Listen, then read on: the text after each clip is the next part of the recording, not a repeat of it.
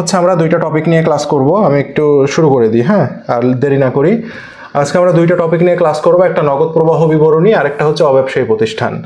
নগদ প্রবাহ বিবরণীকে ইংরেজিতে বলা হয় ক্যাশ ফ্লো স্টেটমেন্ট। কি বলা হয়? Cash flow statement. ওকে, ঠিক আছে। নগদ প্রবাহ বিবরণীকে ইংরেজিতে বলা হয় ক্যাশ ফ্লো স্টেটমেন্ট। নগদ প্রবাহ বিবরণী হচ্ছে একটি আর্থিক বিবরণী, তাই না? নগদ প্রবাহ বিবরণী কি? নগদ প্রবাহ বিবরণী হচ্ছে একটি আর্থিক বিবরণী। আমরা জানি হচ্ছে আর্থিক বিবরণী রয়েছে কয়টা? আর্থিক বিবরণী রয়েছে 4টি, আর আর্থিক বিবরণীর অংশ হচ্ছে 5টি। তো আর্থিক বিবরণী যে চারটি আর্থিক বিবরণীর মধ্যে নগদ প্রবাহ বিবরণী বা ক্যাশ ফ্লো স্টেটমেন্ট হচ্ছে একটি বিবরণী। আর এই নগদ প্রবাহ বিবরণী সম্পর্কে বলা আছে আইএস নাম্বার 7। কত? Is number 7। এটা মনে রাখতে হবে। ইন্টারন্যাশনাল অ্যাকাউন্টিং যে স্ট্যান্ডার্ডস রয়েছে, সেই ইন্টারন্যাশনাল অ্যাকাউন্টিং স্ট্যান্ডার্ডস নাম্বার 7-এ কি বলা আছে? 7-এ নগদ প্রবাহ বিবরণী বা ক্যাশ ফ্লো অফ স্টেটমেন্ট সম্পর্কে বলা আছে। ক্যাশ ফ্লো স্টেটমেন্ট সম্পর্কে বলা আছে। এই নগদ প্রবাহ বিবরণী বা ক্যাশ ফ্লো স্টেটমেন্ট আমরা কেন তৈরি করি? কারণ আমরা তৈরি করি হিসাবকালের নগদ আন্তঃপ্রবাহ। কেন ভাইয়া? হিসাবকালের নগদ আন্তঃপ্রবাহ এবং নগদ বহিঃপ্রবাহ জানার জন্য। ঠিক আছে, নগদ আন্তঃপ্রবাহ এবং নগদ বহিঃপ্রবাহ এই দুইটা জিনিস জানার জন্য আমরা ক্যাশ ফ্লো স্টেটমেন্ট তৈরি করি। ভাইয়া, আন্তঃপ্রবাহ কি জিনিস? নরমালি যে কাজের ফলে টাকা আসে, কি হয় ভাইয়া? নরমালি যে কাজের ফলে টাকা আসে সেটাকে আমরা বলি নগদ আন্তঃপ্রবাহ। আর টাকা যদি চলে যায়, কি হয় ভাইয়া?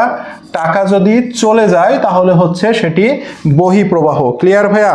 এটা হচ্ছে আমাদের নরমাল কনসেপ্ট বা থিঙ্কিং হচ্ছে ক্যাশ ফ্লো স্টেটমেন্ট সম্পর্কে। তাহলে এখানে আমরা বেশ কিছু জিনিস পেয়েছি। সেটা হচ্ছে নগদ প্রবাহ বিবরণী হচ্ছে একটি আর্থিক বিবরণী, তাই না? নগদ প্রবাহ বিবরণী সম্পর্কে আইএস নাম্বার 7-এ বলা আছে, এটা মনে রাখতে হবে। ইংলিশের নাম হচ্ছে ক্যাশ ফ্লো স্টেটমেন্ট। নগদ প্রবাহ বিবরণী কেন তৈরি করি? কারণ একটি হিসাবকালে নগদ আন্তঃপ্রবাহ এবং নগদ বহিঃপ্রবাহ, অর্থাৎ কত টাকা আসছে এবং নগদ কত টাকা কোন খাতে চলে যাচ্ছে, এটা জানার জন্য আমরা নগদ প্রবাহ বিবরণী প্রস্তুত করে থাকি। এতটুকু ক্লিয়ার ভাইয়া? শোনেন, নগদ প্রবাহ বিবরণী এবং অব্যবসায়ী সম্পর্কে আমি খুবই কিছু জিনিস পড়াবো। বলতে গেলে দুইটা মিলে আমি 20টা প্রশ্ন পড়াবো। ঠিক আছে, 20টা বা 15টা প্রশ্ন পড়াবো। এই 20টা বা 15টা প্রশ্ন যদি ভালো মতো শিখেন, এর বাইরে পরীক্ষায় কোনো প্রশ্ন আসবে না। তো সেই কারণে ক্লাসটাও হবে সংক্ষিপ্ত, পড়াশোনাও হবে সংক্ষিপ্ত, পড়াও হবে সংক্ষিপ্ত। জাস্ট খালি একটু বুঝে নেবেন, তাহলে যে প্রশ্নে আসুক আপনাকে কেউ আটকাইতে পারবে না। ক্লিয়ার ভাইয়া? ক্লিয়ার? তাহলে নগদ প্রবাহ বিবরণী সম্পর্কে আমাদের এগুলো হলো বেসিক আমাদের কনসেপ্ট গেল। ঠিক আছে, আচ্ছা, এবার তাহলে আমরা এটা একটু মুছে দিই, দিয়ে নেক্সটে যাই, দেখি কি আছে। দেখেন, নগদ প্রবাহ বিবরণীর 3টি ধাপ রয়েছে, অর্থাৎ 3টি ধাপে আমরা নগদ প্রবাহ বিবরণী প্রস্তুত করে থাকি। ক্লিয়ার ভাইয়া? কয়টি ধাপে ভাইয়া?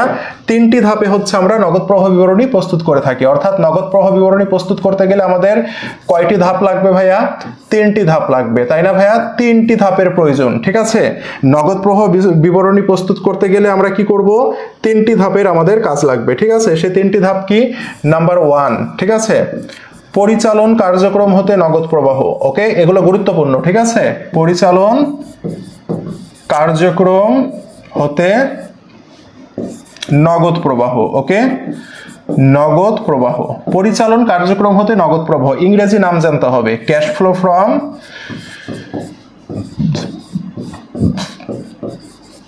পরিচালনের ইংরেজি কি? অপারেটিং, তাই না ভাইয়া? পরিচালনের ইংরেজি হচ্ছে অপারেটিং। তাহলে cash flow from operating activities. Okay, পরিচালন কার্যক্রম হতে নগদ প্রবাহ। নাম্বার 2 হচ্ছে বিনিয়োগ কার্যক্রম হতে নগদ প্রবাহ। ওকে, বিনিয়োগ কার্যক্রম হতে নগদ প্রবাহ। ভাইয়া, বিনিয়োগ কার্যক্রম হতে নগদ প্রবাহের ইংরেজি কি ভাইয়া? ক্যাশ ফ্লো ফ্রম ইনভেস্ট, মানে বিনিয়োগ করা না ভাইয়া? তাহলে ইনভেস্টিং অ্যাক্টিভিটিস। ওকে, আর নাম্বার 3 কি হলো ভাইয়া? নাম্বার 3 হচ্ছে অর্থায়ন কার্যক্রম হতে নগদ প্রবাহ। ওকে, অর্থায়ন কার্যক্রম হতে নগদ প্রবাহ। ওকে, এখন ভাই অর্থায়নের ইংরেজি কি? অর্থায়নের ইংরেজি হচ্ছে cash flow from financing activities. Okay, clear ভাইয়া? তাহলে আমরা নগদ প্রবাহ বিবরণী যখন আমরা প্রস্তুত করব, ঠিক আছে, আমরা যখন নগদ প্রবাহ বিবরণী প্রস্তুত করব আমাদেরকে এই তিনটা স্টেপ জানতে হবে, ঠিক আছে, এই তিনটা স্টেপের মাধ্যমে আমরা জানতে হবে, ঠিক আছে, পরিচালন, বিনিয়োগ, অর্থায়ন। ওকে, পরিচালন, বিনিয়োগ এবং অর্থায়ন, এই তিনটা ধরনের কার্যক্রম আমাদেরকে জানতে হবে, ঠিক আছে, এবং ইংরেজি নামগুলো অপারেটিং অ্যাক্টিভিটিস, ইনভেস্ট মানে বিনিয়োগ, আর ফাইন্যান্সিং মানে হচ্ছে অর্থায়ন। এতটুকু ক্লিয়ার ভাইয়া সবাই? হ্যাঁ, এতটুকু ভাইয়া সবাই আমরা বুঝতে পেরেছি। এই তিনটা ধরনের, অর্থাৎ নগদ প্রবাহ বিবরণীর স্টেপ কয়টা বা ধাপ কয়টা রয়েছে ভাইয়া? স্টেপ বা ধাপ হচ্ছে আমাদের তিনটা। এই তিনটি ধাপে আমরা নগদ প্রবাহ বিবরণী প্রস্তুত করব। ওকে, তাহলে ভাইয়া এবার আমাদেরকে সবচেয়ে ইম্পর্টেন্ট যেটা, ঠিক আছে, আমাদের সবচেয়ে বেশি ইম্পর্টেন্ট যেটা, সেটা আমরা দেখি, ঠিক আছে, পরিচালন কার্যক্রমের মধ্যে কোন জিনিসগুলো যাবে। ওকে, দেখেন পরিচালন কার্যক্রমে কোন জিনিসগুলো যাবে। ওকে, যে নগদ প্রবাহ বিবরণী পূর্বে পড়েনি তারাও আজকে যদি ক্লাস করে তারা আজকে পারবে, ঠিক আছে। দেখেন আমরা এখন শিখব পরিচালন কার্যক্রমের মধ্যে কোনগুলো যাবে, ঠিক আছে। আমরা এখন জানবো কি ভাইয়া? পরিচালন কার্যক্রমের মধ্যে কোন জিনিসগুলো যাবে, ঠিক আছে। দেখেন পরিচালন কার্যক্রমের মধ্যে যাবে কোনগুলো, আমরা একটা একটা করে দেখি। দেখেন পরিচালন কার্যক্রমের মধ্যে যাবে সকল প্রকার আয় ব্যয়। ওকে, সকল প্রকার আয় ব্যয়, চলতি সম্পদ, চলতি দায়, হ্রাস বৃদ্ধি। ভাইয়া এই দুইটা জিনিস মনে রাখতে পারবেন না? সকল প্রকার আয় ব্যয়, সকল প্রকার আয় ব্যয় আর চলতি সম্পদ, চলতি দায়ের যদি হ্রাস বৃদ্ধি হয়, অর্থাৎ বেশি এবং কম যদি হয়, তাহলে সেটা কার মধ্যে বসাবো? আমরা পরিচালন কার্যক্রমের মধ্যে বসাবো। পরিচালন কার্যক্রমের ইংরেজি কি ভাইয়া? অপারেটিং, তাই না? Operating activities. তাহলে এগুলো কার মধ্যে বসাবো? এর মধ্যে বসাবো। কনসেপ্ট ক্লিয়ার ভাইয়া? বলেন তো। তাহলে আপনাকে যদি কেউ প্রশ্ন করে এখন থেকে, কি প্রশ্ন করে ভাইয়া? নিচের কোনটি পরিচালন কার্যক্রমের মধ্যে যাবে? নিচের কোনটি পরিচালন কার্যক্রমের মধ্যে যাবে? তাহলে কি বলতে পারবেন না? সকল প্রকার আয় ব্যয়। আরে ভাই অ্যাডমিশন টেস্ট পরীক্ষা দিচ্ছেন, আয় ব্যয় চিনেন না? পণ্য ক্রয় করা হলো, ব্যয় হয়। পণ্য বিক্রি করা হলো, আয় হয়। ঋণের সুদ প্রদান করা হলো, ব্যয় হয়, তাই না? সম্পদ বিক্রয়জনিত লাভ, আয় হিসাব। সম্পদ বিক্রয়জনিত ক্ষতি, ব্যয় হিসাব, তাই না?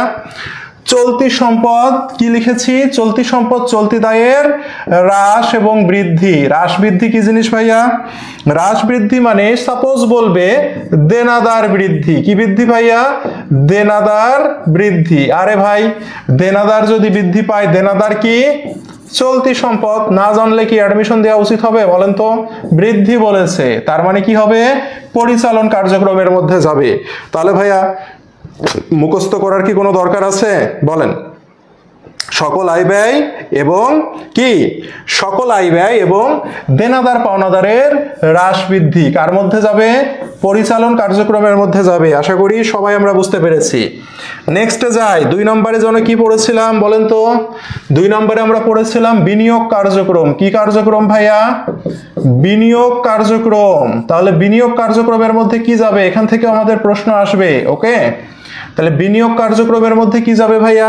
বিনিয়োগ করা, বিনিয়োগ করা, তাই না? বিনিয়োগ করা। মনে রাখবেন নাম্বার 1 স্থায়ী সম্পদ ক্রয় বিক্রয়। স্থায়ী সম্পদ ক্রয় বিক্রয়। ওকে, আর বিনিয়োগ কি কি করে হয় জানেন? বিনিয়োগ হয় হচ্ছে শেয়ার, ঋণপত্র, সঞ্চয়পত্র, গতদিন আমি শিখাইছি এগুলো। তারপরে সেভিং সার্টিফিকেট, গতদিন বলেছিলাম সেভিং সার্টিফিকেট, বন্ড ইত্যাদি যখন ক্রয় বলবে, কি বলবে? ইত্যাদি যখন ক্রয় বলবে তখন বিনিয়োগ করা বোঝায়। দ্যাট মিনস স্থায়ী সম্পদ ক্রয় এবং বিক্রয় যদি থাকে সেটা, এবং শেয়ার, ঋণপত্র, সঞ্চয়পত্র, সেভিং সার্টিফিকেট, বন্ড ইত্যাদি ক্রয় কথাটা যদি থাকে, নট বিক্রয়। ওকে ভাইয়া, কি থাকতে হবে? এগুলো এগুলো ক্রয় থাকতে হবে, ক্রয়। কারণ এগুলো ক্রয় করা মানে কি, এই জিনিসগুলো ক্রয় করা মানে বিনিয়োগ করা বোঝায়, তাই না? গতদিন আমি ক্লাসে শিখাইছি না, হিসাব সমীকরণ যেদিন পড়াইলাম, এগুলো ক্রয় করা মানে বিনিয়োগ করা বোঝায়। দ্যাট মিনস এই দুইটা জিনিস যখন থাকবে সেগুলোকে আমরা কার মধ্যে ফেলাবো? বিনিয়োগের মধ্যে ফেলাবো। সবার মনে থাকবে ভাইয়া? সবার কি মনে থাকবে বলেন? খুব কঠিন লাগছে? বলেন তো দেখি, খুব কঠিন লাগছে? মনে রাখা যাবে না ভাইয়া? সকল আয় ব্যয় বলেছি, আর কি বলেছি? চলতি সম্পদ এবং চলতি দায়ের হ্রাস বৃদ্ধি পরিচালনে যাবে। আর বিনিয়োগে কি যাবে ভাইয়া? বিনিয়োগে যাবে হচ্ছে স্থায়ী সম্পদ ক্রয় বিক্রয়, আর কি যাবে? স্থায়ী সম্পদ ক্রয় বিক্রয়। আর এই যে এই জিনিসগুলো, শেয়ার, ঋণপত্র, সঞ্চয়পত্র, সেভিং সার্টিফিকেট, বন্ড ইত্যাদি, এগুলো যদি ক্রয় থাকে, কি থাকে? ক্রয় থাকে, নট বিক্রয়। ওকে, এগুলো ক্রয় থাকলে কই যাবে? বিনিয়োগের মধ্যে যাবে। ক্লিয়ার ভাইয়া? সবাই ক্লিয়ার? ওকে, নাম্বার 3-এ যাই। 3 নাম্বার আরেকটা কি যেন বাকি ছিল বলেন তো দেখি? নাম্বার 3 আরেকটা বাকি ছিল অর্থায়ন, তাই না? তাহলে অর্থায়ন কার্যক্রমে কোনটা যাবে দেখি তো ভাই? অর্থায়ন কার্যক্রমে কোনটা যাবে? অর্থায়নের ইংরেজি কি জানো ভাইয়া? ফাইন্যান্সিং, তাই না? তাহলে ফাইন্যান্সিং অ্যাক্টিভিটিসে কি যাবে দেখি? ফাইন্যান্সিং অ্যাক্টিভিটিস, তাই না? তাহলে ফাইন্যান্সিং এর মধ্যে কি যাবে দেখি? আচ্ছা, তাহলে ভাইয়া ফাইন্যান্সিং এর মধ্যে কি যাবে ভাইয়া? ফাইন্যান্সিং এর মধ্যে যাবে হচ্ছে, দেখেন, শেয়ার, ঋণপত্র, বন্ড ইত্যাদি বিক্রয়। অর্থাৎ এগুলো বিক্রি করে কোম্পানি কি করে? মূলধন সংগ্রহ করে, তাই না? এগুলো বিক্রি করে কোম্পানি কি করে? মূলধন এবং ঋণ সংগ্রহ করে। তাহলে এই যে শেয়ার, ঋণপত্র, বন্ড ইত্যাদি বিক্রয়, এগুলো বিক্রি করে কোম্পানি কি করে? মূলধন সংগ্রহ করে, অর্থাৎ কোম্পানি নিজস্ব অর্থায়ন সংগ্রহ করে। তাহলে এই জিনিসগুলো যাবে। আরেকটা জিনিস ভেরি ভেরি ইম্পর্টেন্ট, সেটা হচ্ছে লভ্যাংশ প্রদান। এটা স্টার মার্ক দিয়ে রাখেন, ঠিক আছে? লভ্যাংশ প্রদান। লভ্যাংশ কেন প্রদান করব? কারণ শেয়ার হোল্ডারের কাছ থেকে আপনি কি সংগ্রহ করেছিলেন? শেয়ার, মূলধন সংগ্রহ করেছিলেন। তার বিনিময়ে আপনাকে কি প্রদান করতে হবে? লভ্যাংশ প্রদান করতে হবে। এটাকে স্টার মার্ক দিয়ে রাখেন। লভ্যাংশ প্রদান কোন কার্যক্রম হবে? লভ্যাংশ প্রদান হবে অর্থায়ন কার্যক্রম। লভ্যাংশ প্রদান হবে অর্থায়ন কার্যক্রম। মনে থাকবে ভাইয়া? লভ্যাংশ প্রদান যাবে কি? অর্থায়ন কার্যক্রম। ক্লিয়ার ভাইয়া? এতটুকু কি সবাই ক্লিয়ার হয়েছেন? আমাকে বলেন তো দেখি, এতটুকু সবাই ক্লিয়ার হয়েছেন? তাহলে শেয়ার, ঋণপত্র, বন্ড ইত্যাদি যখন বিক্রয় কথাটা থাকবে তখন সেটা কোন কার্যক্রম? অর্থায়ন কার্যক্রম। কারণ এগুলো বিক্রি করে কোম্পানি তার অর্থায়ন করে থাকে, মূলধন সংগ্রহ করে থাকে। তাহলে এগুলো থাকলে আমরা অর্থায়ন কার্যক্রমে বসাবো। আর কি ভাইয়া? লভ্যাংশ প্রদান। লভ্যাংশ প্রদানও হচ্ছে অর্থায়ন কার্যক্রমে হবে। এটা ভেরি ভেরি ইম্পর্টেন্ট। লভ্যাংশ প্রদান অর্থায়ন কার্যক্রম। ক্লিয়ার ভাইয়া? এতটুকু ক্লিয়ার ভাইয়া? বলেন তো, এতটুকু কি সবাই ক্লিয়ার হয়েছি? যতটুকু আলোচনা হয়েছে নোট করেছি বা ক্লিয়ার হয়েছি? যদি কারো নোট করা বাকি থাকে তাহলে ক্লাস শেষে ক্লাসটি আবার দেখে আমরা নোট করে নিব। তাহলে যেটা হবে, নোটটা পড়ে গেলে আমার আর বই পড়া লাগবে না। নোট পড়ে গেলে আমার আর বই পড়া লাগবে না। আমি আজকে যে প্রশ্ন সলভ করাবো এবং ফাইনাল রিভিশনে যে প্রশ্ন সলভ করাবো, এতটুকু পড়লেই না। এখান থেকে 15 থেকে 20টা প্রশ্ন আমরা পড়বো অব্যবসায়ী এবং নগদ প্রবাহ মিলে। তাহলে ইনাফ, আর কিচ্ছু লাগবে না। ওকে ওকে, তাহলে ভাইয়া দেখেন, এখান থেকে কনফিউশন আমাদের যেটাতে হয়, ঠিক আছে? কনফিউশন যেটা আমাদের হয় সেটা কি? কনফিউশন হয় আমাদের দুইটা জিনিসে। দেখেন, যদি বলে লভ্যাংশ প্রাপ্তি, ভালো করে বুঝেন, হ্যাঁ? আপনাকে বলেছে লভ্যাংশ প্রাপ্তি। লভ্যাংশ পাইলে আমার কি হয় বলেন তো? লভ্যাংশ পালে আয় হয়, তাই না ভাইয়া? আর যদি বলে লভ্যাংশ প্রদান, লভ্যাংশ কাদেরকে প্রদান করি? লভ্যাংশ প্রদান করি শেয়ার হোল্ডারদের। দ্যাট মিনস এর সাথে জড়িত কি? লভ্যাংশ প্রদান করি শেয়ার হোল্ডারদের। দ্যাট মিনস এটা যাবে অর্থায়নে। আর লভ্যাংশ প্রাপ্তি হলে আমার আয় হয়। দ্যাট মিনস এটা কি কোথায় যাবে? আয় হলে এটাই যাবে পরিচালন কার্যক্রমে। ক্লিয়ার ভাইয়া? এই জায়গাতে আমাদের কনফিউশন লাগতে পারে। লভ্যাংশ প্রাপ্তি হলে আয় হয়, সেটি যাবে পরিচালনে, আর লভ্যাংশ প্রদান করলে সেটি যাবে অর্থায়নে। কনসেপ্ট ক্লিয়ার ভাইয়া সবার? বলেন, সবাই কি ক্লিয়ার? বলেন, সবাই বুঝছেন? বলেন। ওকে, তাহলে এই জায়গাতে আমাদের একটা কনফিউশনের জায়গা ছিল, তাই না? আচ্ছা, তাহলে ভাইয়া কোন কার্যক্রমের মধ্যে কি কি যাবে এতটুকু নিশ্চয়ই সবাই ক্লিয়ার হয়েছি আমরা। কোন কার্যক্রমের মধ্যে কি কি যাবে, তাহলে কোন কার্যক্রমের মধ্যে কি কি যাবে সেটা যদি আমাদের ক্লিয়ার হয়ে থাকি, তাহলে আমরা একটা প্রশ্ন সলভ করি তো ভাইয়া। দেখি তো কি বলছে এরা, কি বলছে দেখি তো, একটা প্রশ্ন সলভ করে ফেলি। পুরাতন আসবাবপত্র বিক্রয় কোন ধরনের নগদ প্রবাহ ঢাবিতে আসছে? পুরাতন আসবাবপত্র কি হিসাব? স্থায়ী সম্পদ হবে, তাই না ভাইয়া? তাহলে স্থায়ী সম্পদ ক্রয় বিক্রয় কোন কার্যক্রম? কে বলতে পারে? এই ক্লাস করার পরেও যদি কে না বলতে পারে তাহলে কি করা উচিত বলেন? ক্লাস নিয়ে ছেড়ে দেব, তাই না? তাহলে পুরাতন আসবাবপত্র যদি আমরা ক্রয় বিক্রয় করি তাহলে কোন কার্যক্রম হবে? কে বলতে পারে দেখি? কোন কার্যক্রম হবে ভাইয়া? স্থায়ী সম্পদ ক্রয় বিক্রয় বিনিয়োগ কার্যক্রম, তাই না ভাইয়া? এটা যদি না পারেন তাহলে কি পড়ানো ছেড়ে দেওয়া উচিত না? বলেন তো, সবাই পারি? বলেন, দেখছেন? তাহলে এই ধরনের থিওরিটিক্যাল প্রশ্ন কিন্তু আমাদের আসে। ওকে ভাইয়া, ওকে, নেক্সটে যাই ভাইয়া। দেখি তো আর কিছু কমন পাই কিনা, দাঁড়ান। আচ্ছা আচ্ছা, এবার আসেন। তাহলে বুঝতে পেরেছেন, এরকম দেখবেন যে আপনাদের বিগত সালে কোন কার্যক্রমের মধ্যে কোনটি যাবে এই ধরনের অনেক প্রশ্ন এসেছে, ঠিক আছে? এবার দেখেন, এবার দেখেন, আমাদের নগদ প্রবাহ বিবরণী তৈরি করার পদ্ধতি রয়েছে দুইটি। নগদ প্রবাহ বিবরণী তৈরি করার পদ্ধতি রয়েছে দুইটি, ঠিক আছে? নগদ প্রবাহ বিবরণী তৈরি করার পদ্ধতি রয়েছে দুইটি। কি রয়েছে? দুইটি পদ্ধতি। পদ্ধতি রয়েছে আমাদের দুইটি পদ্ধতি। ওকে, পদ্ধতি দুটি কি ভাইয়া? একটি হচ্ছে প্রত্যক্ষ পদ্ধতি, ঠিক আছে? একটি পদ্ধতির নাম হচ্ছে প্রত্যক্ষ পদ্ধতি। প্রত্যক্ষর ইংরেজি কি? ডিরেক্ট না ইনডিরেক্ট? বলেন, প্রত্যক্ষর পদ্ধতি কি ইনডিরেক্ট না ডিরেক্ট? তাহলে একটা হচ্ছে ডিরেক্ট মেথড, আর একটা হচ্ছে পরোক্ষ পদ্ধতি। ওকে, পরোক্ষের ইংরেজি কি? ইনডিরেক্ট, তাই না?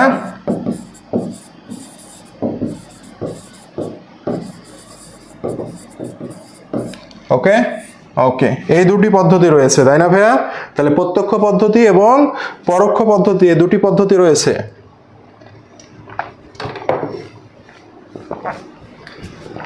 তাহলে এই দুইটি পদ্ধতি আমাদের রয়েছে, ঠিক আছে?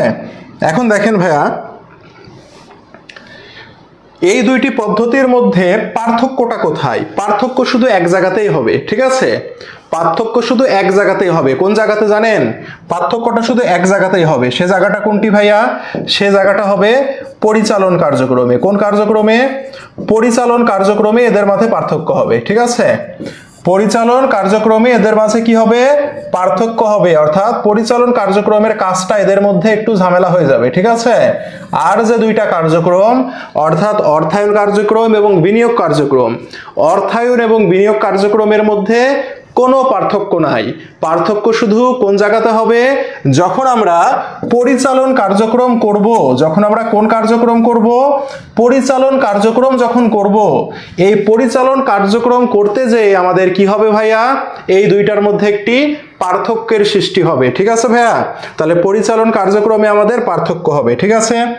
তো দেখেন, প্রত্যক্ষ যে পদ্ধতি, ঠিক আছে, এই প্রত্যক্ষ পদ্ধতিতে মনে রাখতে হবে শুধুমাত্র শুধুমাত্র শুধুমাত্র নগদ লেনদেন নিয়ে কাজ হবে, ঠিক আছে? প্রত্যক্ষ পদ্ধতিতে শুধুমাত্র নগদ লেনদেন নিয়ে কাজ হয়, ঠিক আছে? নগদ লেনদেন নিয়ে কাজ হয়, মনে রাখতে হবে। প্রত্যক্ষ পদ্ধতি শুধুমাত্র নগদ লেনদেন নিয়ে কাজ করে। ওকে ভাইয়া? আর যখন আমরা পরোক্ষ পদ্ধতি বলবো, পরোক্ষ পদ্ধতিতে যখন আমরা নগদ প্রবাহ বিবরণী প্রস্তুত করব, এই পরোক্ষ পদ্ধতিটা বকেয়া ভিত্তির মতো, অর্থাৎ এখানে সকল লেনদেন আসবে, ঠিক আছে?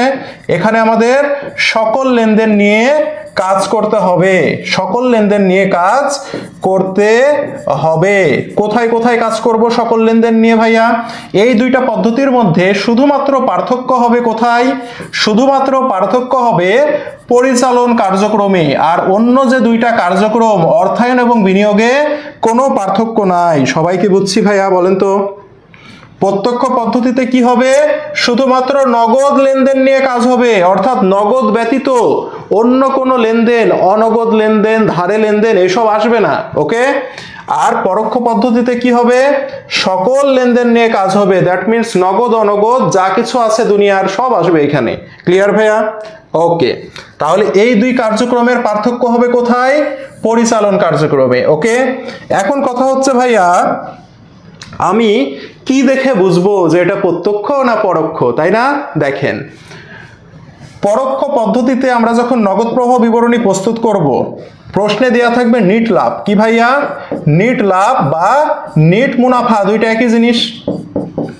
এই নিট লাভ বা নিট মুনাফা যদি প্রশ্নে থাকে, দ্যাট মিন্স এটি কোন পদ্ধতি হবে?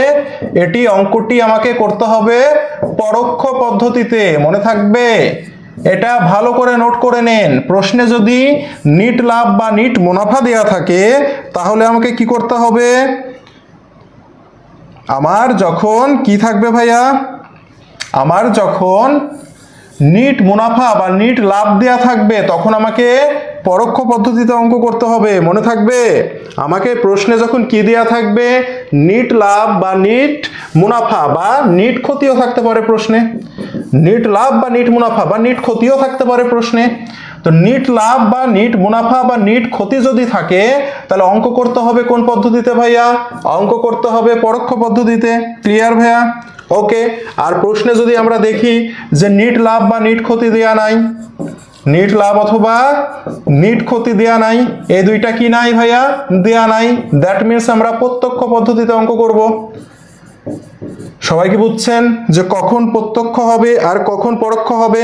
সবাই কি বুঝতে পেরেছি কখন প্রত্যক্ষ কখন পরোক্ষ? ওকে। তাহলে ভাইয়া দেখি সহজ বাংলায়, তাহলে পরিচালনে কি কি যায় আমরা জানি। পরিচালন কখন, পরিচালনের মধ্যে আমরা কখন প্রত্যক্ষ ফলো করব, কখন পরোক্ষ ফলো করব সেটা জানি। এখন হচ্ছে ভাইয়া কথা হচ্ছে আমার কি কথা? পরিচালন কার্যক্রম হতে আমাদের পরীক্ষায় যেটা আসবে সেটি হচ্ছে পরিচালন কার্যক্রম হতে নগদ প্রবাহ বের করতে বলবে। কোন পদ্ধতিতে? পরোক্ষ পদ্ধতিতে। ঠিক আছে, পরোক্ষ পদ্ধতিতে। কোন পদ্ধতি? পরোক্ষ পদ্ধতি। এটি আমাদেরকে শিখতে হবে। ঠিক আছে, কারণ কি? প্রত্যক্ষ তো সহজ, প্রত্যক্ষ তো সহজ, তাই না? প্রত্যক্ষ তো ইজি, প্রত্যক্ষ সরাসরিটা সহজ। আমাদেরকে দিবে কি?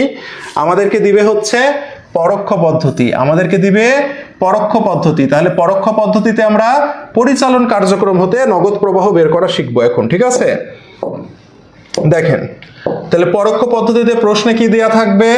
প্রশ্নে দেয়া থাকবে নিট লাভ দেয়া থাকবে। ঠিক আছে, এই নিট লাভের সাথে আপনাকে যেটা করতে হবে সেটা হচ্ছে যোগ করতে হবে। কি যোগ করব? অবচয়,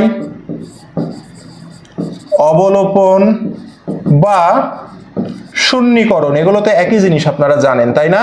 তো প্রশ্নে যদি এটা থাকে যোগ করব, প্লাস সম্পদ বিক্রয়জনিত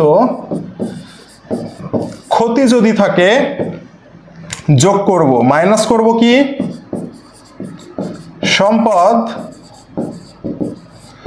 বিক্রয়জনিত লাভ যদি থাকে মাইনাস করব। ওকে ভাইয়া, সবাই বুঝছেন? সবাই বুঝছেন? ওকে। এরপরে কি করব ভাইয়া? মাইনাস করব কি ভাইয়া? চলতি সম্পদ বৃদ্ধি যদি হয় মাইনাস করব। ওকে, যোগ করব চলতি সম্পদ হ্রাস যদি হয় যোগ করব, মাইনাস করব চলতি দায় বৃদ্ধি হইলে আমি কি করব? প্লাস করব, চলতি দায় হ্রাস হইলে আমি কি করব, চলতি দায় হ্রাস হইলে আমি মাইনাস করব। এটা করার পরে যে টাকাটা থাকবে সেটি হচ্ছে আমার কি হবে, পরোক্ষ পদ্ধতিতে পরিচালন কার্যক্রম হতে নগদ প্রবাহ। ভাইয়া মাথা খারাপ হয়ে গেল তাই না? ভাইয়া মাথা খারাপ হয়ে গেল তাই না? আচ্ছা, মাথা খারাপ হওয়ার কিচ্ছু নাই, ইজিলি বোঝাই দিচ্ছি। আগে এটার একটা স্ক্রিনশট দিয়ে নেন, আগে এটার একটা স্ক্রিনশট দিয়ে নেন। ঠিক আছে, কোন পদ্ধতি এটা বলেন তো? কোন পদ্ধতি? পরোক্ষ পদ্ধতি। কোন কার্যক্রম? পরিচালন কার্যক্রম হতে নগদ প্রবাহ। যখন বের করতে বলবে আমরা এই স্টেপটা ফলো করব। ঠিক আছে, আমরা এই স্টেপটা ফলো করব। সবাই একটু স্ক্রিনশট দিয়ে নেন তো ভাইয়া, দেখি একটা স্ক্রিনশট দিয়ে নেন, এটা সবাই একটু স্ক্রিনশট দিয়ে নেন তো দেখি। ঠিক আছে, ব্রেন উল্টা হওয়ার কিছু নাই। ঠিক আছে, হ্যাঁ, ভালো হইলে খারাপ, এই হইলে খারাপ দিয়ে চলতে পারবেন, দুনিয়া চলতে পারবেন, এভাবে চলতে পারবেন না। দেন এটা স্ক্রিনশট মারেন সবাই। ঠিক আছে, সবাই এসএস দিয়েছেন, ওকে, স্ক্রিনশট দিয়ে নিয়েছেন, ভেরি গুড। এখন দেখেন ঘটনা হচ্ছে কি আমাদের, দেখেন ঘটনা হচ্ছে কি, দেখেন পদ্ধতির নাম হচ্ছে পরোক্ষ, তাই না? পরোক্ষ মানে কি? পরোক্ষ মানে হচ্ছে কি, একটু বাঁকা, তাই না? একটু বাঁকা। সেজন্য মনে রাখবেন সবসময় আমরা দেখেছি আয় হইলে আমরা যোগ করেছি, ব্যয় হইলে কি করেছি, মাইনাস করেছি, তাই না? তো এখানে কিছু অনগদ লেনদেন, অনগদ লেনদেন, কি কি অনগদ লেনদেন দেখলাম আমরা? অবচয়, অবলোপন, তাই না? অবচয়, অবলোপন কি? অনগদ লেনদেন। এই অনগদ লেনদেনগুলো কই আসবে? পরোক্ষ পদ্ধতিতে আসবে। তো আমরা কি দেখেছি? পরোক্ষ পদ্ধতিতে আমরা নরমালি জানি আয় হইলে যোগ করি, ব্যয় হইলে মাইনাস করি। অবচয় করে কি? ব্যয়। কোন পদ্ধতি ভাইয়া? পরোক্ষ পদ্ধতি। যেহেতু পরোক্ষ উল্টা কাজ, উল্টা করে দেব, প্লাস করে দেব। ঠিক আছে, প্লাস করে দেব। এটা হচ্ছে সুন্দর মতো মনে রাখার জন্য টেকনিক, এটা মনে রাখার টেকনিক। ঠিক আছে, কিন্তু বাস্তবতা হচ্ছে ভিন্ন। বাস্তবতা এটা হচ্ছে কোনো কজ না, বাস্তবতার কারণ হচ্ছে এটা না। আর বাস্তবতার কারণের মধ্যে আমি এখন ঢুকতেও যাচ্ছি না, কারণ বাস্তবতার কারণের মধ্যে ঢুকলে যা শিখেছেন সব ভুলে যাবেন, আর এটা একটা দীর্ঘ আলোচনার বিষয়। ঠিক আছে, তো এটা হচ্ছে নরমালি আমরা মনে রাখবো। ঠিক আছে, নরমালি কি মনে রাখবো? পরোক্ষ পদ্ধতি। পরোক্ষ মানে কি? বাঁকা, তাই না? পরোক্ষ মানে কি? বাঁকা। প্রত্যক্ষ মানে সোজাসুজি, বাঁকা মানে এটা উল্টা, তাই না? উল্টা। পরোক্ষ মানে উল্টা, তার মানে আয় হইলে যোগ, ব্যয় হইলে মাইনাস। ওকে, এইভাবে মনে রাখবো। ক্লিয়ার? এখন দেখেন আমি কিছু কথা বলেছিলাম, সেটা কি? চলতি সম্পদ বৃদ্ধি। চলতি সম্পদ বৃদ্ধি হলে কি বলেছিলাম? বিয়োগ করব, তাই না? চলতি সম্পদ বৃদ্ধি হলে বিয়োগ করব। কেন বিয়োগ করব ভাইয়া? ভাইয়া দেখেন তো, চলতি সম্পদ বৃদ্ধি পেলে নগদ টাকা কি পাবেন আপনি? দেনাদার বৃদ্ধি পেল। দেনাদার বৃদ্ধি পাওয়া মানে কি? দেনাদারের কাছ থেকে আপনি টাকা পাননি বলে দেনাদার বৃদ্ধি হয়ে গেছে না? যেহেতু দেনাদারের কাছ থেকে আপনি টাকা পাননি, সেই কারণে আমি বিয়োগ করব। ওকে, এখন আমি যদি বলি, দেখেন চলতি সম্পদ হ্রাস, চলতি সম্পদ হ্রাস। ভাইয়া চলতি সম্পদ হ্রাস মানে কি বলেন তো? দেনাদার একটি চলতি সম্পদ, দেনাদার হ্রাস পাইলো। ভাইয়া দেনাদার কখন হ্রাস পায়? দেনাদারের কাছ থেকে যখন নগদ টাকা পাওয়া যায় তখনই দেনাদার হ্রাস পায় না? তো নগদ টাকা পাওয়ার ফলে আমার কি হইল? নগদ টাকা বাড়লো না। সেই কারণে চলতি সম্পদ হ্রাস হলে আমি কি করব? চলতি সম্পদ হ্রাস হইলে আমি যোগ করব। এটা হচ্ছে আসল ব্যাখ্যা, এটি হচ্ছে ভাইয়া আসল ব্যাখ্যা। ক্লিয়ার? এখন আসল ব্যাখ্যা যদি মনে রাখতে না পারেন তাহলে চিন্তা করেন সম্পদ কি? সম্পদ হচ্ছে একটি প্রতিষ্ঠানের জন্য ভালো, তাই না? তার মানে সম্পদ যদি প্রতিষ্ঠানের জন্য ভালো হয় তাহলে সম্পদ বৃদ্ধি পেলে যোগ হওয়ার কথা। কোন পদ্ধতি ফলো করছি ভাইয়া?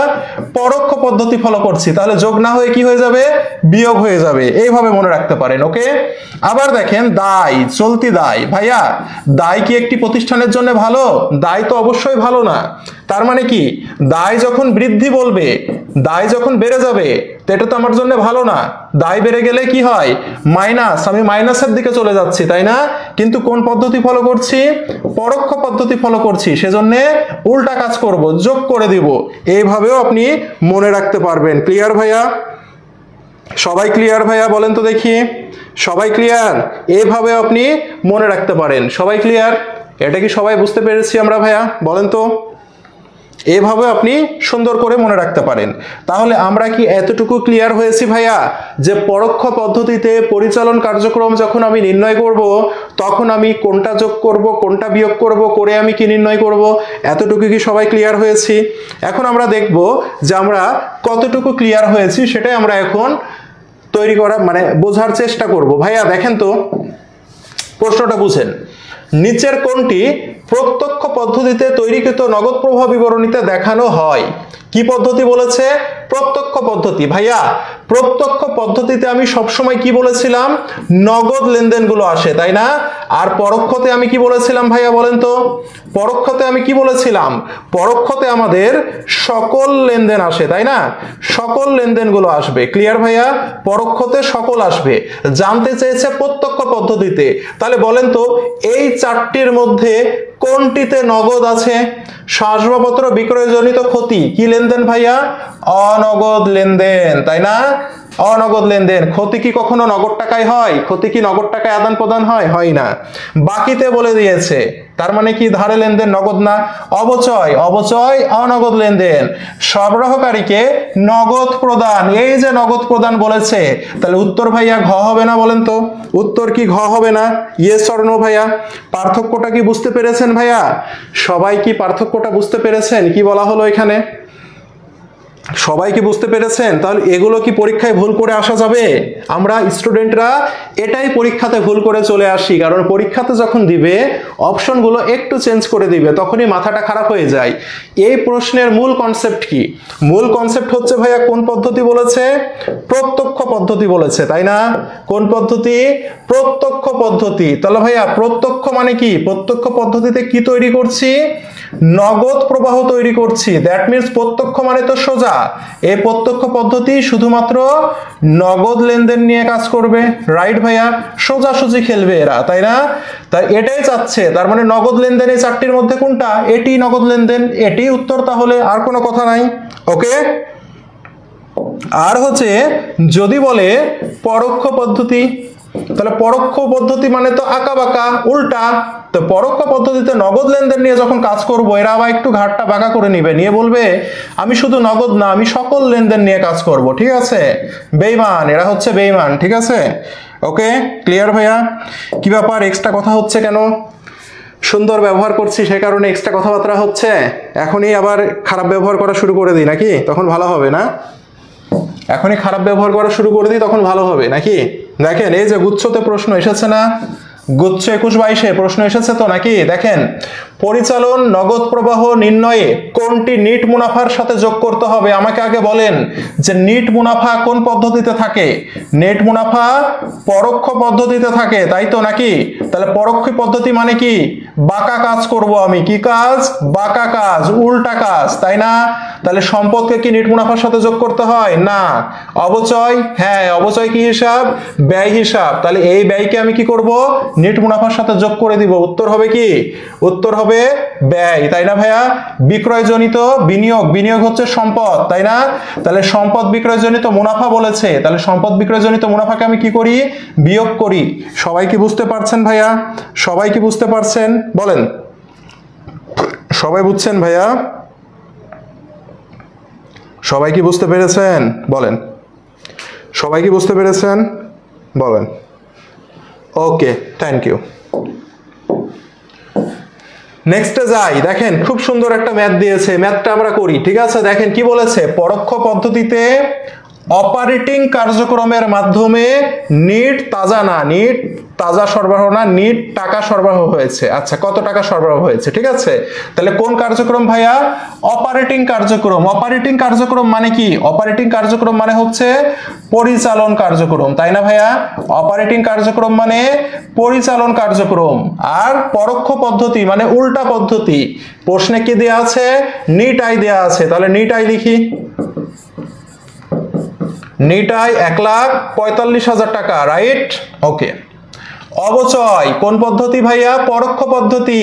অবচয় ব্যয় হিসাব, ব্যয় থাকলে কি করতে হয়? উল্টা কাজ, যোগ করতে হয়। তাহলে অবচয়ের টাকা কি করব? যোগ করব। ঠিক আছে? সরঞ্জাম বিক্রয়জনিত ক্ষতি, ভাইয়া ক্ষতি মানে কি? ব্যয়, তাই না? তো ব্যয় থাকলে কি? উল্টা কাজ, যোগ করতে হবে। কত? 3,000।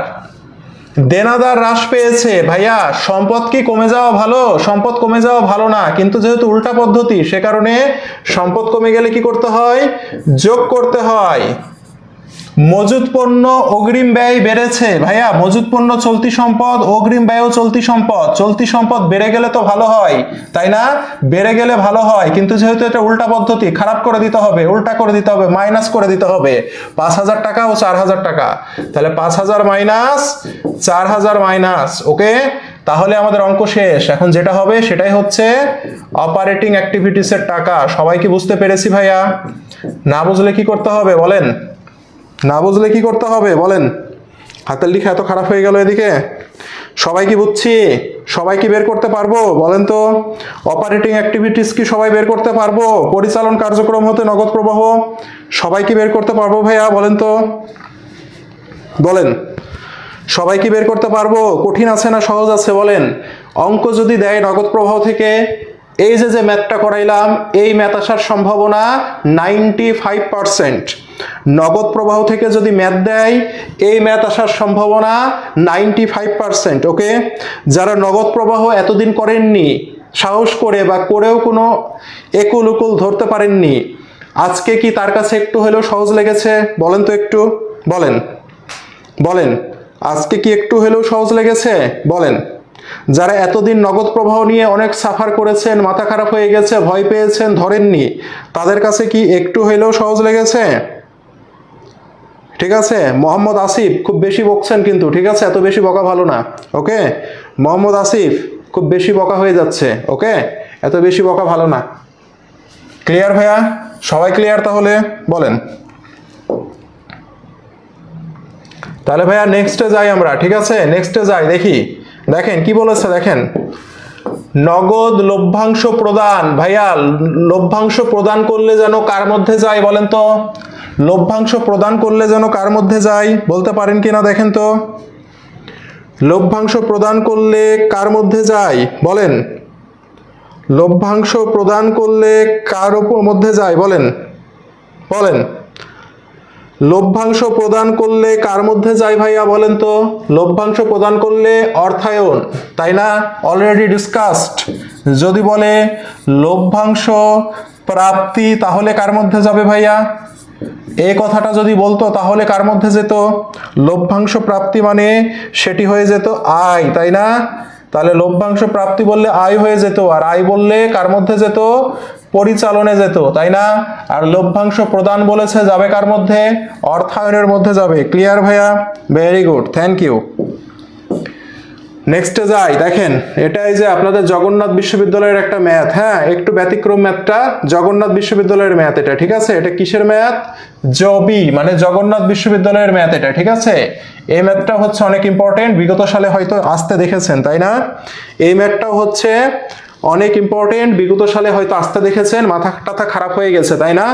বা র্যাপসে হচ্ছে যে সূত্র লিখে দিয়েছে, ওই সূত্র করলে আর মাথায় কিছু থাকে না, রাইট? র্যাপসে যে সূত্র লিখে দিয়েছে সে সূত্র লিখে দিলে মাথায় কিছু থাকে না, তাই তো নাকি?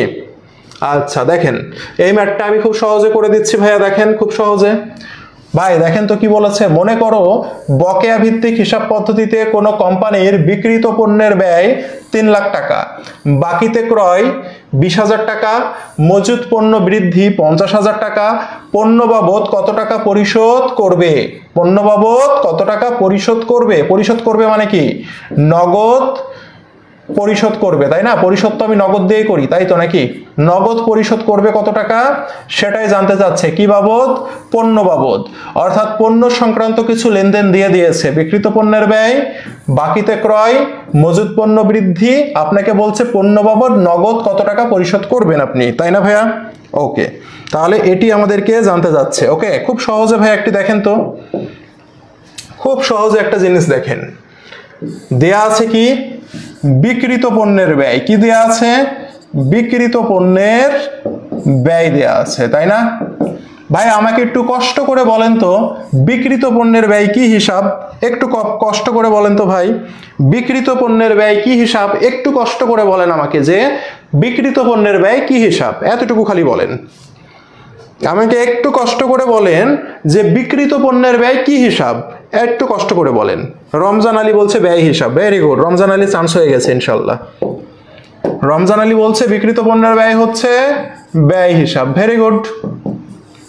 ওকে ভাইয়া, নিট লাভ, তাই না? নিট লাভ কি হিসাব একটু কষ্ট করে বলেন তো। এই যে নিট লাভ, নিট লাভ কি হিসাব একটু কষ্ট করে বলেন তো আবার ভাই দেখি। নিট লাভ কি হিসাব বলেন, নিট লাভ কি হিসাব বলেন, নিট লাভ কি হিসাব কে বলতে পারে? হ্যাঁ, মেহজাবিন বিথি বলছে আই, তাহলে মেহজাবিন বিথির ইনশাল্লাহ চান্স হয়ে গেছে, আই হিসাব, ঠিক আছে, আই হিসাব। ওকে ভাইয়া, তাহলে এত এই দুইটা তো আমরা ক্লিয়ার নাকি? এই দুইটা তো ক্লিয়ার, ঠিক আছে। আচ্ছা ভাইয়া, এখন বলেন তো, আমরা একটু আগে শিখে এসেছি, কি শিখে এসেছি? একটু আগে আমি শিখে এসেছি, কি শিখে আসলাম একটু আগে? বাকিতে ক্রয় 20,000 টাকা। ভাইয়া, বাকিতে কিনলে পাওনাদার বাড়ে না? এই বাকিতে কিনলে পাওনাদার বাড়ে না কমে বলেন? বাকিতে যদি আমি কিনি পাওনাদার বাড়ে না কমে? কে বলতে পারে বলেন? বাকিতে কিনলে পাওনাদার বাড়ে না কমে? ভাই, বাকিতে কিনলে পাওনাদার বাড়ে, তার মানে এই বাকিতে ক্রয় মানে কি? পাওনাদার বৃদ্ধি না? এই বাকিতে ক্রয় মানে যে পাওনাদার বৃদ্ধি, সেটা কি আমরা বলতে পারি? পাওনাদার বৃদ্ধি, পাওনাদার বৃদ্ধি, তাই না? পাওনাদার বৃদ্ধি মানে কি? চলতি দায় বৃদ্ধি, রাইট? চলতি দায় বৃদ্ধি, পাওনাদার বৃদ্ধি মানে চলতি দায় বৃদ্ধি। ভাইয়া, একটু আগে আপনি শিখে এসেছেন নিট লাভ আছে, তার মানে এটি কোন পদ্ধতি? পরোক্ষ পদ্ধতি, তাই না? নিট লাভ আছে, দ্যাট মিনস এটি কোন পদ্ধতি? পরোক্ষ পদ্ধতি। ভাইয়া, পরোক্ষ পদ্ধতিতে চলতি দায় যদি বাড়ে যোগ করতাম না বিয়োগ করতাম? পরোক্ষ পদ্ধতিতে চলতি দায় যদি বাড়ে যোগ করতাম না বিয়োগ করতাম নিট লাভের সাথে? বলেন, নিট লাভের সাথে চলতি দায় বৃদ্ধি আমরা যোগ করতাম না বিয়োগ করতাম? বলেন, এই চলতি দায় বৃদ্ধিকে আমি যোগ করতাম না বিয়োগ করতাম? যোগ করতাম, ভেরি গুড। কি করতাম? যোগ করতাম। কিন্তু ভাইয়া, এই প্রশ্নে কি নিট লাভ দেয়া আছে? না, এই প্রশ্নে দেয়া আছে কি? বিক্রিত পণ্যের ব্যয় দেয়া আছে, দ্যাট মিনস নিট লাভের শত্রু বিপরীত জিনিস দেয়া আছে। তাহলে নিট লাভের সাথে যদি আমি যোগ করতাম, বিক্রিত পণ্যের ব্যয়ের সাথে আমি কি করব? মাইনাস করব না চলতি দায় বৃদ্ধিকে? কি করব? চলতি দায় বৃদ্ধিকে কি আমি মাইনাস করব না ভাইয়া? বলেন তো, ইয়েস অর নো? আমি কি যেটা বোঝানোর ট্রাই করলাম সেটা কি বুঝছেন? আমি যেটা বোঝানোর ট্রাই করলাম সেটা কি বুঝছেন? নিট লাভের সাথে চলতি দায় বৃদ্ধিকে আমি কি করতাম? যোগ করতাম পরোক্ষ পদ্ধতিতে। ওকে, প্রশ্নে কি নিট লাভ দেয়া আছে? প্রশ্নে নিট লাভ দেয়া নাই। প্রশ্নে কি দেয়া আছে? নিট লাভের শত্রু বিপরীত ভাই দেয়া আছে, ব্যয় হিসাব দেয়া আছে। আয়ের সাথে যদি যোগ করি তাহলে বিক্রিত পণ্যের ব্যয় হচ্ছে ব্যয় হিসাব, তাহলে ব্যয় থেকে বাদ দিব না ভাইয়া। ক্লিয়ার ভাইয়া? সবাই ক্লিয়ার? সবাইকে ক্লিয়ার ভাইয়া? আমি কি কনসেপ্টটা বোঝাতে পেরেছি? একেবারে একই জিনিস বুঝবো, একটা জিনিসই শিখবো, ওটা নিয়ে চিন্তা করব, ম্যাথ করা সলভ হয়ে যাবে। ওকে, ম্যাথ কি হয়ে যাবে? সলভ হয়ে যাবে। মজুদ পণ্য বৃদ্ধি। ভাইয়া, মজুদ পণ্য মানে কি? চলতি সম্পদ না? মজুদ মানে চলতি সম্পদ, দ্যাট মিনস চলতি সম্পদ বৃদ্ধি। ভাইয়া, এই চলতি সম্পদ বৃদ্ধিকে আমি কি করতাম? চলতি সম্পদ বৃদ্ধিকে নিট লাভ থেকে আমি মাইনাস করতাম, তাই না ভাইয়া? কি করতাম? নিট লাভ থেকে আমি মাইনাস করতাম। কিন্তু এখানে আমি কি করব? এখানে আমি প্লাস করে দিব। চলতি সম্পদ বৃদ্ধিকে আমি কি করে দিব? প্লাস করে দিব। ক্লিয়ার ভাইয়া? Concept clear? বলেন, সবাই ক্লিয়ার? ওকে। পণ্য বাবদ কত টাকা পরিশোধ করতে হবে? আর কিচ্ছু নাই, দ্যাট মিনস এটা করে যা হবে তাই উত্তর। এটা করে যা হবে সেটাই হচ্ছে উত্তর। এটা করে যা হবে সেটাই হচ্ছে উত্তর। ওকে, এটা করে যা হবে সেটাই হচ্ছে উত্তর। ক্লিয়ার ভাইয়া? সবাই বলেন, সবাইকে ক্লিয়ার? ইয়েস অর নো বলেন। তাহলে কি র্যাপসের এই সূত্রটা কষ্ট করে মুখস্থ করার দরকার আছে? র্যাপসে যে আমাদেরকে বলেছে প্রাপ্য হিসাব বৃদ্ধি হ্রাস, আবার আপনি যখন পরোক্ষ পদ্ধতি করছেন তখন আবার বলছে উল্টা, বিক্রিত পণ্যের ব্যয়ের সাথে এই কাজ করবা, নিট লাভের সাথে এই কাজ করবে। এত মুখস্থ করার দরকার আছে? এত কিছু মাথায় থাকবে? কিচ্ছু থাকবে না, খালি কনসেপ্ট বুঝে যাব, কনসেপ্ট মাথার মধ্যে নিয়ে যাব, প্রশ্ন সামনে পড়বে, উত্তর করব, পরীক্ষা শেষ। ক্লিয়ার? বলেন, সবাই বুঝছেন না বুঝেননি? বলেন। ঠিক আছে, মাথার উপর দিয়ে যাচ্ছে। এই কঠিন অঙ্ক মনে থাকবে কি? এটা কঠিন লাগলো, এটা কঠিন লাগলো তো আর কিছু করার নাই ভাই। এটা কঠিন লাগা মানে আগের জিনিস আপনি কিছুই বোঝেননি। এটা যদি কঠিন লাগে আপনি আগের জিনিস কিছুই বোঝেননি। যারা বলছে মাথার উপর দিয়ে যাচ্ছে কঠিন লাগলো, তারা তাহলে আগের পড়া কিছুই বোঝেনি, তারা আগের পড়া কিছুই বোঝেনি। ঠিক আছে, যারা বলছে কঠিন বা মাথার উপর দিয়ে গেল, তারা আগের পড়া কিছুই বোঝেনি ভাই। নিট লাভ, এই যে নিট লাভ কোন পদ্ধতিতে থাকে বলেন তো? যারা বললো কঠিন লাগলো, নিট লাভ কোন পদ্ধতিতে থাকে? পরোক্ষ পদ্ধতিতে। নিট লাভ পরোক্ষ পদ্ধতিতে থাকে, রাইট? নিট লাভ কোন পদ্ধতিতে থাকে? পরোক্ষ পদ্ধতিতে থাকে। ওকে, এটা না বুঝলে তো চান্স পাওয়া কঠিন হয়ে যাবে ভাই। এই কনসেপ্টগুলো নিয়ে তো অ্যাকাউন্টিং এর যত প্যাচ এই কনসেপ্ট নিয়ে হয়, উল্টা এটার সাথে এটার এই রিলেশন এইভাবে যাবে, এগুলো না বুঝলে চান্স পাওয়া কঠিন হয়ে যাবে। হ্যাঁ, তাহলে দেখেন নিট লাভ পরোক্ষ পদ্ধতিতে থাকে। তো এখানে কি বলেছে? বাকিতে ক্রয়। আরে বাকিতে ক্রয় করলে কি পাওনাদার বাড়ে না? জাবেদা করলে কি হয়? পাওনাদার ক্রেডিট হয় না? পাওনাদার বৃদ্ধি হয় না? পাওনাদার বৃদ্ধি মানে কি ভাই? পাওনাদার বৃদ্ধি মানে কি? চলতি দায় বৃদ্ধি হয় না? চলতি দায় বৃদ্ধি হয় ভাই। নিট লাভের সাথে চলতি দায় যদি বৃদ্ধি হয়, চলতি দায় বৃদ্ধি হলে কি করতাম? যোগ করতাম না? যোগ করতাম, চলতি দায় বৃদ্ধিকে যোগ করতাম, রাইট? মজুত পণ্য বৃদ্ধি, মজুত পণ্য মানে কি? চলতি সম্পদ। চলতি সম্পদ বৃদ্ধি যদি পাইতো, তাহলে নিট লাভের সাথে কি করতাম? মাইনাস করতাম না? মনে আছে এটা? এতটুকু কি মনে আছে? এতটুকু কি মনে আছে না? এতটুকু মনে নাই? যারা বুঝেননি এদের মধ্যে একটু সাড়া দেন। এতটুকু কি মনে আছে ভাই? বলেন, এতটুকু কি সবার মনে আছে? বলেন তো ভাই, বলেন তো এতটুকু মনে আছে কিনা ভাই? বলেন তো ভাই, এতটুকু কি সবার মনে আছে? ইয়েস অর নো বলেন। এতটুকু সবার মনে আছে না? এতটুকু সবার মনে আছে। ওকে, তাহলে গেল। এতটুকু যদি আমার সবার মনে থাকে ভাই, তাহলে একটা জিনিস দেখেন তো। এতটুকু যদি আমার সবার মনে থাকে, তাহলে একটা জিনিস দেখেন। তাহলে এই যে নিট লাভ কি হিসাব? আয় হিসাব। ওকে, প্রশ্নে কি নিট লাভ দেয়া আছে? প্রশ্নে কি দেয়া আছে ভাই? কোন ভিত্তি আছে সব বাদ দেন, কোন ভিত্তি আছে সব বাদ দেন। প্রশ্নে কি দেয়া আছে? প্রশ্নে দেয়া আছে বিক্রিত পণ্যের ব্যয়ের টাকা দেয়া আছে, তাই না? তাহলে ভাই বিক্রিত পণ্যের ব্যয় দেয়া আছে। কি দেয়া আছে?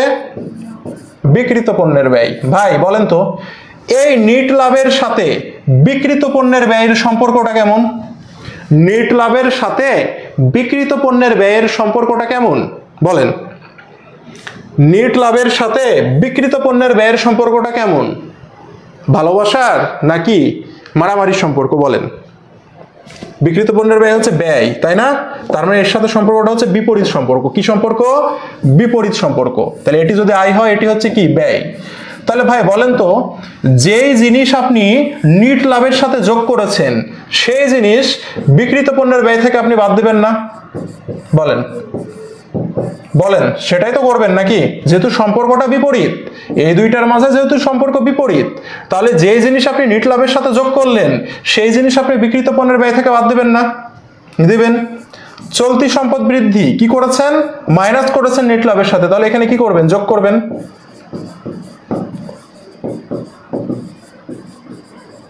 বুঝছেন ভাই সবাই? এবার কি বুঝছেন সবাই? বলেন, এবার কি বুঝছেন? এবার না বুঝলে আর কি করবো বলেন? এবার কি বুঝছেন না তাও বুঝেননি? বলেন, এবার বুঝছেন না তাও বুঝেননি? বলেন। প্রীতম মল্লিক বলেন, আর কে কে যেন বুঝেনি বললো? বলেন। Opposite relation.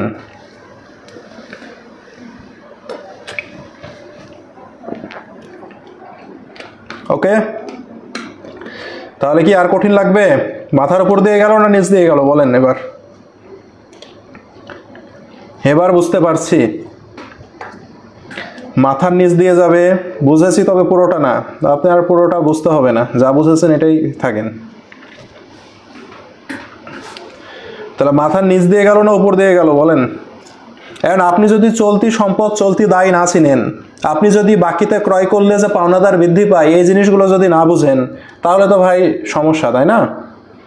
আপনি যদি এই জিনিসগুলো যেন না বুঝেন, যদি, হ্যাঁ, আপনি যদি এই জিনিসগুলো যদি না বুঝেন, ঠিক আছে, যে বাকিতে বিক্রি করলে পাওনাদার বাড়ে কমে, ঠিক আছে, তো এই জিনিসগুলো যদি না বুঝেন তাহলে তো আপনার জন্য বিপদ, কারণ এগুলো তো আমরা এইচএসসি তে শিখে আসছি, ক্লাস 9-এ শেখানো হয়। এখন এই বেসিকে যদি সমস্যা হয় তাহলে admission is not for you, মানে আপনার জন্য অ্যাডমিশন না এখন। তাহলে আপনাকে আল্লাহ আল্লাহ করতে হবে, আল্লাহর উপরে ছেড়ে দিতে হবে, বুঝছেন? ঠিক আছে, ওকে, ক্লিয়ার, ওকে, ঠিক আছে, ঠিক আছে। মাথার ভিতর দিয়ে যাচ্ছে, অন্য কিছুর ভিতর দিয়ে যেন না যায়, আবার পেটের মধ্যে ঢুকে গেলে আবার সমস্যা, কারণ পেটের মধ্যে ঢুকলে আবার বের হয়ে যাবে সেটা, ঠিক আছে। পড়াশোনা খাওয়ার জিনিস না, ঠিক আছে। নগদ প্রবাহ নিয়ে তাহলে এই টাইপের প্রশ্নগুলো দেখেন, সব প্রশ্নের স্যাম্পল আমি দেখাইলাম, আর বাকিগুলো আমি যখন ফাইনাল রিভিশন করাবো না, ফাইনাল রিভিশন যে আপনাদেরকে যা দিয়েছি তখন বাকি আমরা প্রশ্ন সলভ করব, ঠিক আছে, ওকে, ঠিক আছে। তাহলে একটা জিনিস মনে রাখবেন, দেখেন খাইতে চান আপনারা, বাঙালি মানুষ তো খালি খাইতে চান সব সময়, বুঝছেন, সব সময় খালি খাই খাই করেন আপনারা, তাই না? খাইতে চাইলে হবে না, ঠিক আছে, খাইতে চাইলে কিন্তু হবে না। খাইতে চাইলে কেন হবে না জানেন? বলে না সবাই যে ভাইয়া পড়ি, হ্যাঁ, কিন্তু মনে থাকে না, কারণ হচ্ছে পড়াশোনাকে খাদ্য হিসেবে গ্রহণ করেন। খাইতে চাইলে সে জিনিস খাইলে যাবে কোথায়, কোথায় বলেন? খাইলে যাবে পেটের মধ্যে, তাই না? কোন জিনিস খাইলে যাবে পেটের মধ্যে, আর বলেন পেটের মধ্যে যে জিনিস যায় সেটা থাকে না বের হয়ে যায়, বলেন? হ্যাঁ, পেটের মধ্যে যে জিনিস যায় সেটা কি থাকে না বের হয়ে যায়, বলেন? বলেন, পেটের মধ্যে যে জিনিস যায় সেটা থাকে না বের হয়ে যায়, বলেন? ঠিক আছে, বের হয়ে যায়, সেজন্য কোথায় নিতে হবে বলেন? সেজন্য মাথায় নিতে হবে, ঠিক আছে, সেজন্য কোথায় নিতে হবে? মাথায় নিতে হবে, কারণ মাথার মধ্যে যদি কোনো জিনিস ঢুকে তাহলে কি সেটা বের হয় কখনো, বলেন? মাথার মধ্যে যদি কোনো জিনিস যায় তাহলে মাথা থেকে বের হওয়ার কোনো সুযোগ আছে, বলেন তো? মাথার মধ্যে যে ঢুকেছে, তাই না, সেই ক্লাস 1-এ দেখে ভালো লেগেছে, মাথার মধ্যে ঢুকেছে, এখনো তো ভুলেননি, চিন্তা আসলেই তো মনে পড়ে, তাই না? তো মাথার মধ্যে নিতে হবে, তাহলে ভুলবেন না, ঠিক আছে। একজন এখন বুঝতে পেরেছে, ও দিয়ে উঠেছে, তাই না? এখন একজন বুঝতে পেরেছে। একজন বললো যে ভাই প্রত্যক্ষ পদ্ধতি করাবেন না, প্রত্যক্ষ পদ্ধতিতে করানোর কিছু নাই, ওটা আপনি এমনি পারবেন, ঠিক আছে। প্রত্যক্ষ পদ্ধতিতে নিট লাভ থাকবে না, আর প্রত্যক্ষ পদ্ধতিতে কোনো ম্যাথও আসেনি, ঠিক আছে। প্রত্যক্ষ পদ্ধতিতে নিট লাভ থাকবে না, ঠিক আছে। তাহলে প্রত্যক্ষ পদ্ধতিতে কি থাকবে ভাইয়া? ওই পরিচালনের মধ্যে ক্রয়, ওই যে ইয়া থাকবে, আয় ব্যয় থাকবে, কি থাকবে? আয় ব্যয় থাকবে, আয় হলে যোগ করবেন, ব্যয় হইলে মাইনাস করবেন, কারণ কি প্রত্যক্ষ, এরা হচ্ছে কি, এটা হচ্ছে প্রত্যক্ষ, যা হওয়া দরকার তাই হবে, ঠিক আছে। তাহলে প্রত্যক্ষ পদ্ধতি শেষ, এভাবে কিছু জিনিস দিবে না, ঠিক আছে। ক্লিয়ার সবাই?